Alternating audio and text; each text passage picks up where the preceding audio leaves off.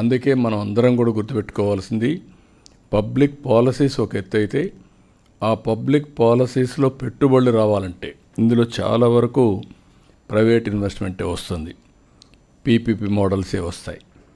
Public private model partnership, either road, airport ఇలాంటివన్నీ కూడా investments, industry వస్తాయి. అది వచ్చినప్పుడు ఇన్వెస్ట్మెంట్ పెట్టే వ్యక్తికి కాన్ఫిడెన్స్ రావాలి. అక్కడ లా అండ్ ఆర్డర్ మెయింటైన్ చేసే పరిస్థితి రావాలి. అడ్మినిస్ట్రేషన్లో మేము క్లియరెన్సెస్ ఇవ్వడమే కాకుండా లా అండ్ ఆర్డర్ కూడా పర్ఫెక్ట్గా ఉంది అనుకుంటే వాళ్ళు వచ్చే పరిస్థితి వస్తుంది. దీనిపైన కూడా మీరంతా శ్రద్ధ పెట్టాల్సిందిగా మిమ్మల్ని కోరుతున్నాం. హెల్త్లో టెక్నాలజీ వల్ల హెల్త్లో పెను మార్పులు వస్తాయి. నేను ఇక్కడుండే మిమ్మల్ని అందరినీ మీరు కూడా చూడబోతారు. Sanjeevani is a game changer.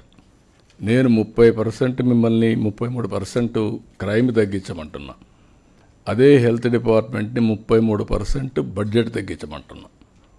Technology ఉపయోగించి ప్రివెంటివ్ హెల్త్కి వెళ్ళి, అదే మరి క్యూరేటివ్ హెల్త్కి పోయి అది కూడా కాస్ట్ ఎఫెక్టివ్గా చేసి, ఇంకొక పక్క రియల్ టైం మానిటరింగ్ కూడా స్టార్ట్ చేసి వల్నరబుల్ పేషెంట్స్ అన్ని ఎప్పటికప్పుడు చేయగలిగితే చాలా ఇంపాక్ట్ వస్తుంది.